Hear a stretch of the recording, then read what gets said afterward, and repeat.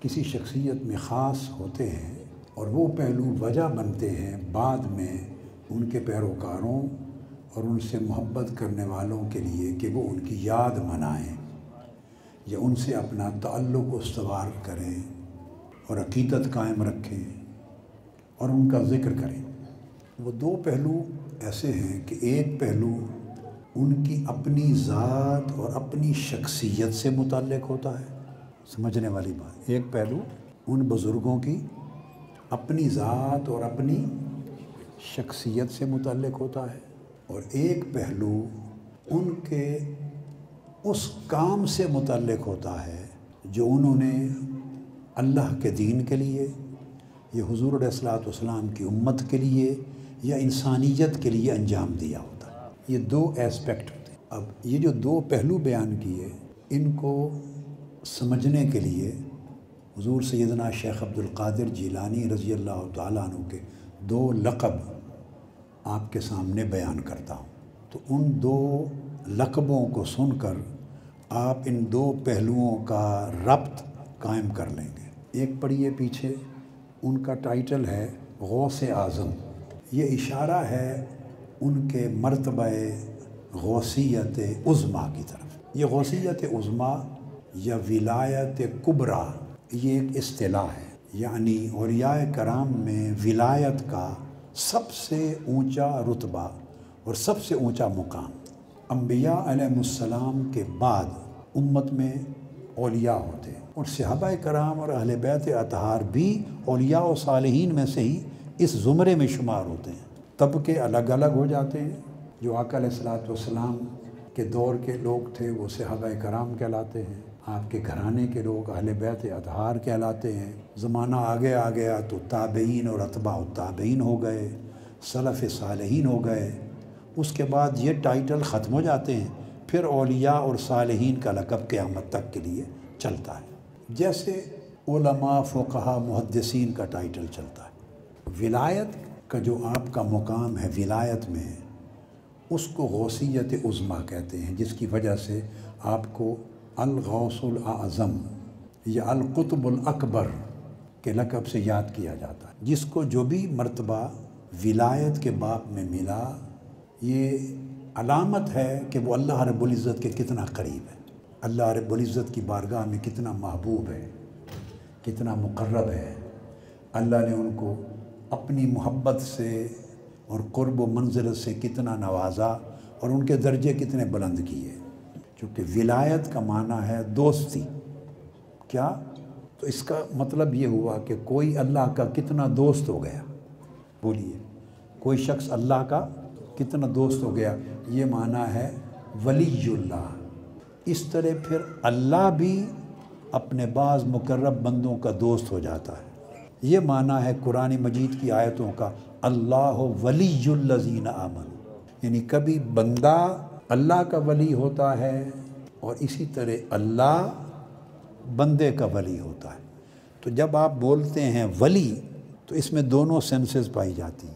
ولی کا مطلب یہ ہے کہ اللہ اس کا دوست ہے اور یہ بندہ اللہ کا دوست ہے، یا یوں سمجھیں کہ جب آپ نے کہا کہ یہ ولی اللہ ہے تو اس کا مطلب یہ ہے کہ یہ اللہ کا محبوب ہے اور اللہ اس کا محبوب ہے، یعنی یہ اللہ سے محبت کرتا تھا یا کرتا ہے اور اللہ اس سے محبت کرتا۔ قرآن مجید کی درجنوں آیات، بیسیوں آیات ان دونوں معنی پر دلالت کرتی، کثرت کے ساتھ۔ یہ جو دو اینگل بیان کیے نا، فرمایا یحبہم و یحبونہ، اللہ پاک ایسوں کو لے آئے گا، یحبہم کہ اللہ ان بندوں سے محبت کرتا ہوگا اور وہ بندے اللہ سے محبت کرتے ہوں گے۔ تو بلکہ آپ یوں سمجھے یہ بات طے ہے کتب میں اولیاء کرام کے ہاں کہ جو بندہ ولی بنتا ہے وہ اللہ سے محبت بعد میں کرتا ہے، اللہ اس سے محبت پہلے کرتا ہے۔ نعرہ تکبیر، نعرہ رسالت، نعرہ حیدری۔ اللہ کی محبت یاد رکھ لیں مقدم ہے۔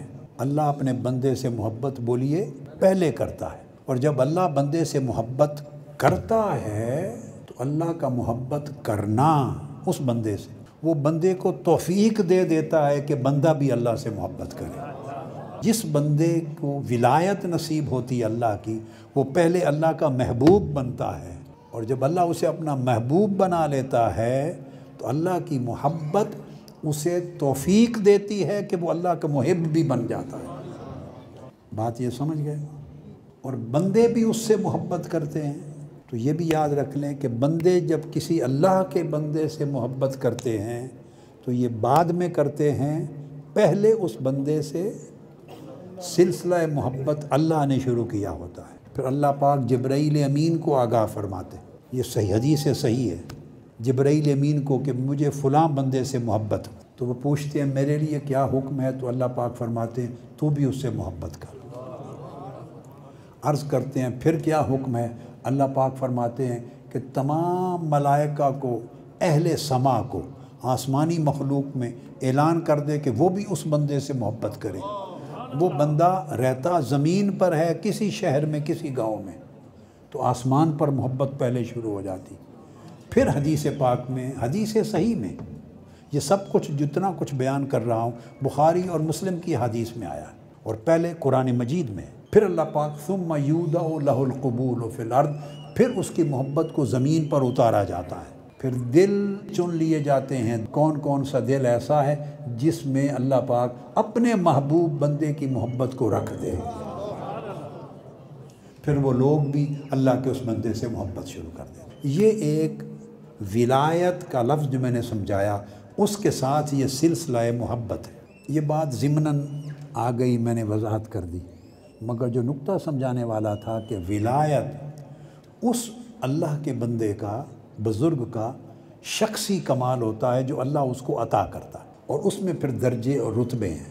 اس میں اس کا زہد بھی ہے، تقوی بھی ہے، ورع بھی ہے، پرہیزگاری بھی ہے، طہارت بھی ہے، عبادات بھی ہیں، اچھے معاملات بھی ہیں، اخلاق بھی ہیں۔ یہ ساری نیکیاں، اچھائیاں اور بلائیاں، یہ سب ایک پیکج ہے ولایت کا۔ ان کے بغیر کوئی ولی اللہ نہیں ہو سکتا۔ کیا کہا میں نے؟ کوئی ولی اللہ، کانسیپٹ کو درست کریں۔ ہمارے ہاں ولی اللہ کا پیکج کچھ اور ہے۔ ولی اللہ ہونے کے لیے نہ کوئی خاص لباس چاہیے، نہ جبہ کبا چاہیے، نہ کوئی خاص لمبی چوڑی وضع قطع چاہیے، نہ آنکھوں کا کوئی خاص سرخ رنگ کرنا اور دیکھنا جلال محسوس ہو اور ڈرا دینا، نہ وہ چاہیے، نہ بڑے بڑے تسبیح کے دانے، نہ وہ چاہیے، نہ عملیات، نہ دھندا، نہ کوئی گدی، نہ کوئی سجادہ، نہ کوئی خانوادہ، نہ خاندان، نہ فیملی، ان میں سے کوئی چیز بھی ولایت کے لیے مطلوب نہیں ہے۔ یہ ساری چیزیں کیا انڈین پروڈکٹس ہیں، کیا یا پاکستانی پروڈکٹس ہماری گھڑی ہوئی ہیں، یا کہہ لیجئے بزنس پروڈکٹس ہیں۔ کیا کاروبار اور تجارت کے لیے ان چیزوں کو گھڑا ہوا ہے اور گھڑ کے ذہنوں میں ڈالا گیا ہے، کیونکہ اس سے بزنس چلتے ہیں، اس سے جیب میں پیسہ آتا ہے، نذرانہ آتا ہے، فائنانشلی سیکیور ہوتے ہیں، آپ کو وائبل ہوتے ہیں۔ تو یہ ان مقاصد کے لیے یہ چیزیں گھڑی ہوئی ہیں، ان کی کوئی اصل نہ شریعت میں، نہ طریقت میں، نہ حقیقت میں، نہ قرآن میں، نہ سنت میں، نہ سلف صالحین کی تعلیمات میں نہیں ہے۔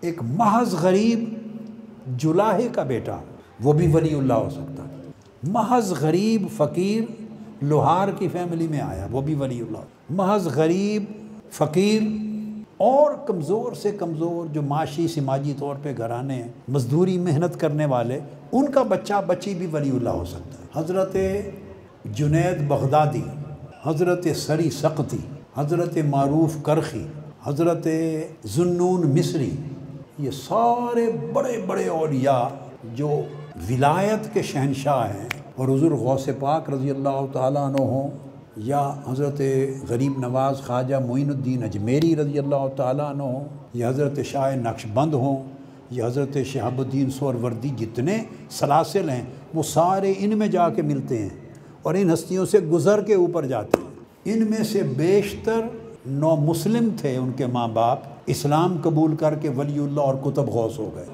ان کے پاس کون سا نسب تھا بولیے؟ حضرت بشر الحافی، کل بغداد جو اولیاء کے ساتھ، اکابر اولیاء اللہ کے ساتھ بھرا ہوا ہے، اور اس طرح باقی دنیا کے ممالک میں ان کی تاریخ کو پڑھیں تو ان میں سے بیشتر اس زمانے میں وہ کوئی پارسی تھے، کوئی عیسائی تھے، مسیحی تھے، کلمہ پڑھ کے مسلمان ہوئے۔ ان میں کسی کا نسب جو ہم ڈھونڈتے ہیں وہ نہیں تھا۔ حضرت معروف کرخی، کیا یہ سیدنا امام علی رضا کے خادم تھے اور ان کے ہاتھوں پہ کلمہ پڑھ کے مسلمان ہوئے۔ اس طرح باقی کوئی شراب خانے سے آ رہا تھا، اللہ کا نام ایک کاغذ کے پرچے پر لکھا ہوا ملا، تعظیم کی، اللہ نے ان کو توبہ کی توفیق دی، ولی اللہ ہو گئے۔ کوئی ڈاکو تھا، اللہ نے توبہ کی توفیق دی، فضیل ابن ایاز ہو گئے۔ تو سمجھانا مقصود یہ ہے کہ یہ جو ہمارے تصورات ہیں من گھڑت، ان کی کوئی اصل نہیں ہے۔ ان اکرمکم عند اللہ اتقاکم، اللہ کے ہاں سب سے زیادہ بزرگ وہ ہے جو زیادہ متقی ہے۔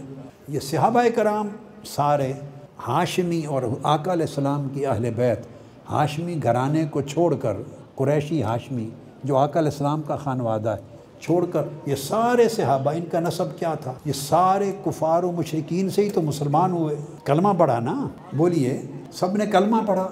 تو کلمہ پڑھنے سے پہلے کیا تھے مکہ میں؟ آپ سمجھ گئے نا؟ تو کتنے کفار و مشرکین تھے، کلمہ پڑھا اور مرتبہ کیا مل گیا؟ صحابہ کرام رضوان اللہ تعالیٰ علیہم اجمعین، کہ سب صحابہ کرام جو کفار و مشرکین تھے اور یکے بعد دیگرے، سیدنا فاروق اعظم رضی اللہ تعالیٰ عنہ کیا تھے؟ 40 میں مسلمان ہیں، کلمہ پڑھا، آپ کو پتہ ہے نا، اپنی ہمشیرہ کو مار کے آئے تھے، مسلمان ہو گئے، خلفائے راشدین میں آ گئے۔ مقصود یہ سمجھانا ہے، خلفائے راشدین میں، عشرہ مبشرہ میں 10 جن کو جنت کی بشارتیں ملی، یا السابقون الاولون میں، یا بدری صحابہ 313 جو بدر کے صحابہ ہیں، یا حدیبیہ کے بیعت رضوان کے صحابہ، جو مرتبے جتنے درجے ہیں ان کی 99%، 99% اور 1-2 کو اگر ایکسکلوڈ کر دیں تو آلموسٹ 100%، 1-2 کو ایکسکلوڈ کر دیں تو ساروں نے بھائی کلمہ پڑھا نا، کلمہ پڑھا جی۔ اسی طرح اولیاء کرام جیسے جیسے پہلے زمانوں میں ہوئے تو ان میں بہت سے لوگ، کوئی مجوسی مذہب کو چھوڑ کے مسلمان ہو گئے، کوئی مسیحی مذہب کو چھوڑ کے مسلمان ہوا، کوئی کسی کام میں دھندے میں تھا تو مسلمان ہوا، مگر انہوں نے زہد کیا، تزکیہ کیا، تصفیہ قلب کیا، ریاضت کی، مجاہدہ کیا، تقوی اختیار کیا، اللہ کے وفادار بندے ہو گئے، پھر اللہ کو پہچانا تو پھر اس سے بے وفائی نہیں کی۔ جب اللہ کے ساتھ دوستی کر لی، کیا اس کو رب مان لیا، پھر کبھی نافرمان نہیں ہوئے، اس کو پہچان لیا تو پھر بے وفائی نہیں کی۔ تو جب وفادار ہو گئے تو درجے بلند ہوتے گئے، پھر اللہ ان کا دوست ہو گیا، وہ اللہ کے دوست ہو گئے، یہ ولایت کے دائرے میں آ گئے۔